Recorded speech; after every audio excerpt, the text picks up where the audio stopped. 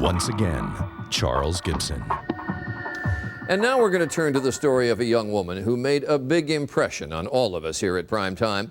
She has an extraordinary story of survival, and we keep asking, how did she do it? How did she survive one terrible night at the hands of a crazed attacker? And what happened inside of her? How did she end up concluding that what happened wasn't something to be ashamed of?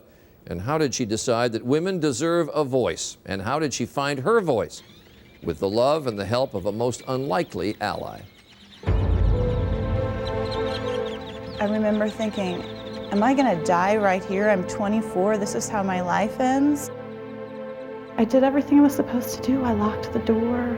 I had 2 deadbolts. I mean, I did everything right. A month ago, a monster left her with her face in the mud. Michael Kelly, a well-regarded, widely read columnist for the Omaha World-Herlad, writing a piece for his paper about the brutal rape of a young woman. Bridget, a first-grade teacher, was kidnapped by a stranger, robbed, shot repeatedly in the back, and left for dead. 5, 10, 15. This is Bridget, the young woman Michael Kelly was writing about. And this is a story of how the two of them, the teacher and the newspaper man, made something good out of something bad. It started at 3 a.m. on a summer morning. Bridget was alone in her apartment in Killeen, Texas, her door double bolted, when she heard a loud bang. And I walked up to the door and looked out the peephole, and I watched a man run at my door and then kick my door in. He was a complete stranger with a gun, and he wanted money. So they headed in her car for a nearby ATM. As he's driving out of the parking lot, I'm just trying again to stay grounded and stay focused, and so I just started to pray, Hail Mary, full of grace. Out loud? Out loud. I think I wanted him to see me as something human. Bridget withdrew $200, hoping that would be the end of it, that the young man, he was only 18, would let her go. But he didn't. He forced her back to the car, always at gunpoint. He began driving away from where I lived, and I became more and more terrified. She tried to talk with him, saying she was a teacher. I said, I teach first grade at Fort Hood, and I love children's literature. And I said, were there any stories that were special to you when you were a little boy? I really loved Peter Rabbit. What were you thinking at that point? Did you? I was thinking maybe he's going to rape me, maybe he's going to kill me. They kept driving. He had a specific destination in mind, an empty field beside a subdivision. There was not a soul in sight. So I just have this mental image, this memory in my mind of coming to the edge of this subdivision and this darkness in front of me and thinking, oh my God, am I ever going to come out of this place where we're going? And I said aloud at that moment for some reason, I said, a lot of people love me.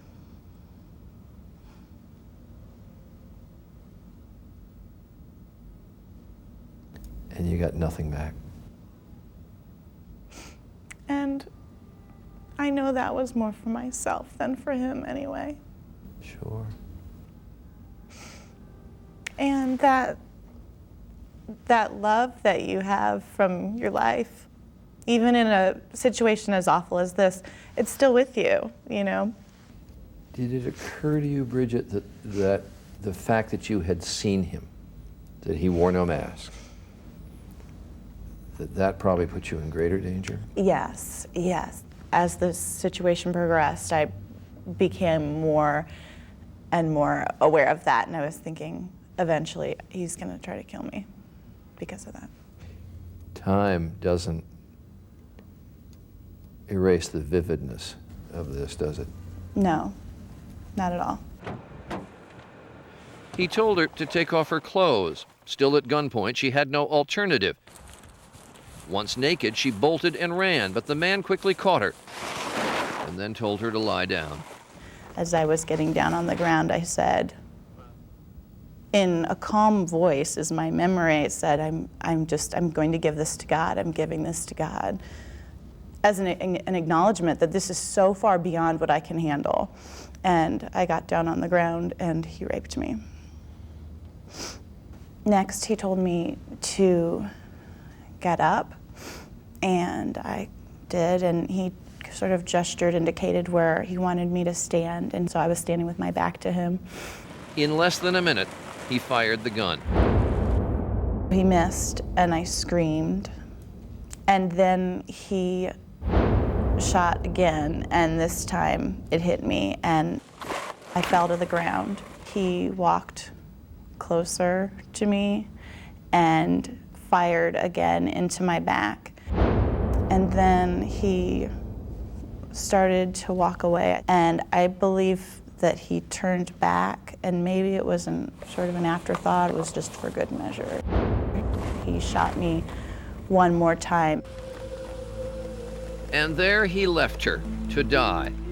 But a remarkable determination and will to live took over. First, Bridget crawled, but that was too painful. And I just started to say, please, God, just help me, please help me. And maybe it was adrenaline, maybe something else, who knows, but I ran. And I landed on the doorstep of the closest house that I could get to. It was almost 4 in the morning. A woman inside was too scared to open the door, but she did call 911. Bridget then staggered to the next house and collapsed in a heap.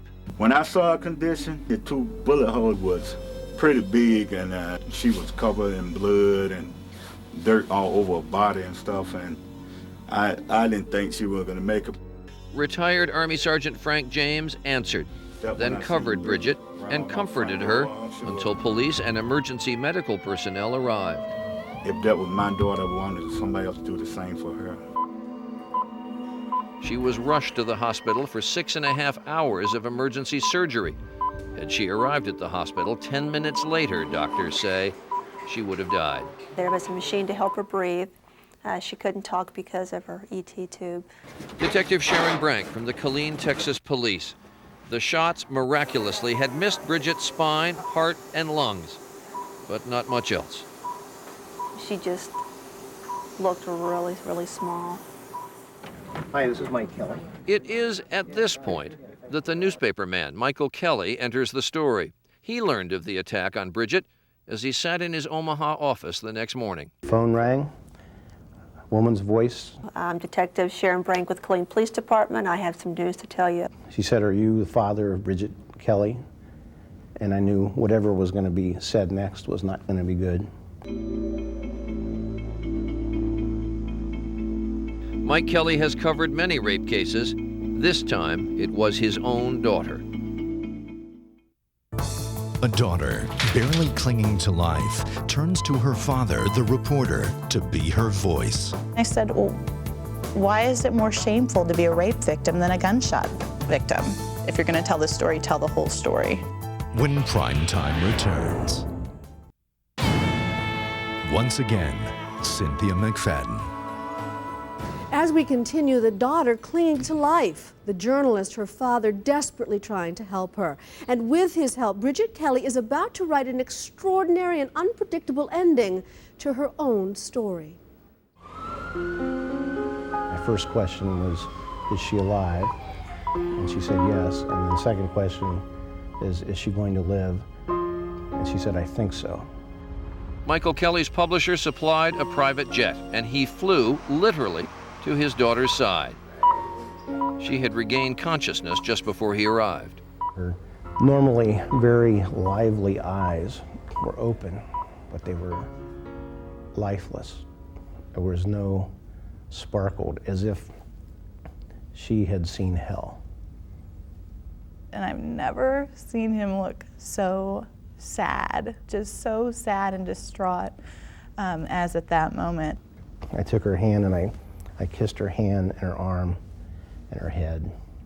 And he held my hand, and we both started crying and crying and crying. It was at this point, just moments after he got to the hospital, that Bridget turned her story over to her dad. She had tubes down her throat and couldn't talk. I made a motion like I wanted to write. And he pulled out a steno reporter notebook and gave me a pen. Dad, I was thinking about you and Mom and my whole family when it was happening. I just wanted to see you again. That got you.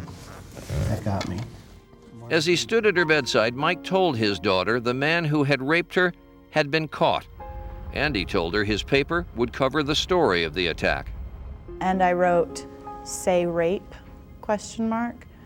And he said, No, because of the policy of our paper and most organizations was not to link the name of a victim with rape. But that policy made no sense to Bridget, who, when she could talk, urged her father to try and change it. I said, well, why is it more shameful to be a rape victim than a gunshot victim? Had you thought that through? No. At that time, I was just thinking, that's kind of a significant detail to leave out, and I didn't get why they wouldn't report that. If you're going to tell the story, tell the whole story. Bridget thought the greater stigma would be to have her name withheld, as if there were something to be ashamed of. So Michael Kelly set out to write Bridget's whole story. In his first columns, he couldn't mention the rape because of his paper's policy, but after a month's discussion, editors relented, and he could, just as Bridget wanted.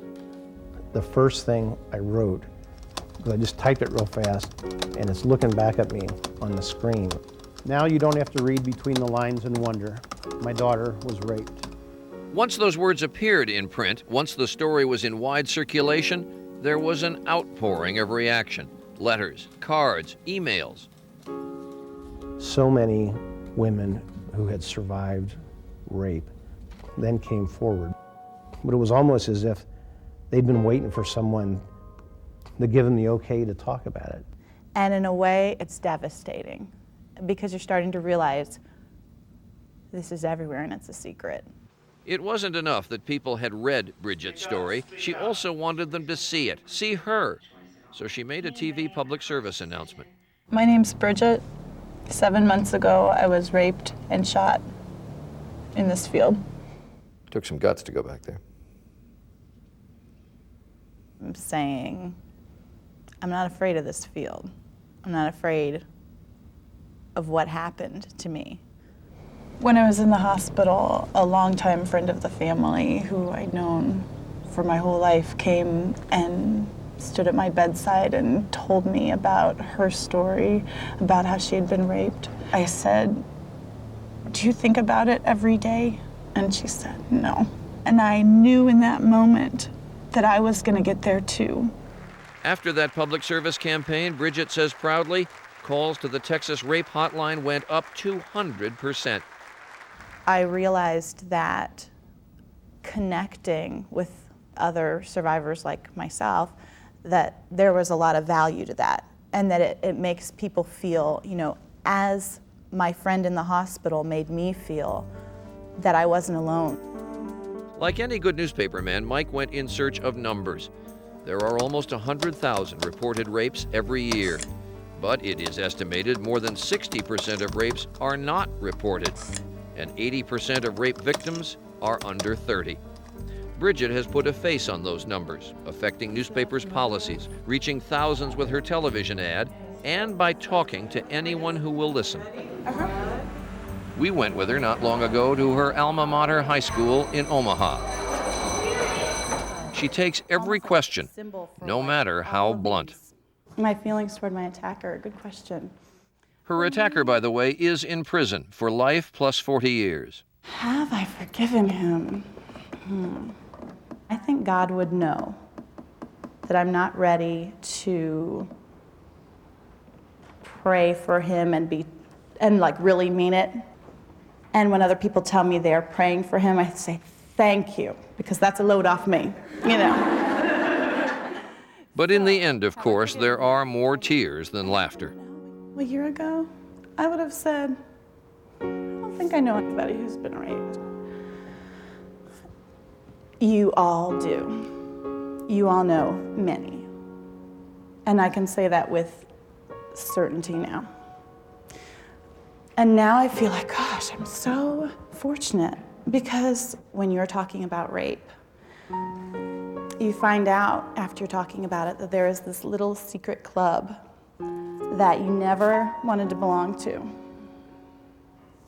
But once you're there, you're glad you're not alone.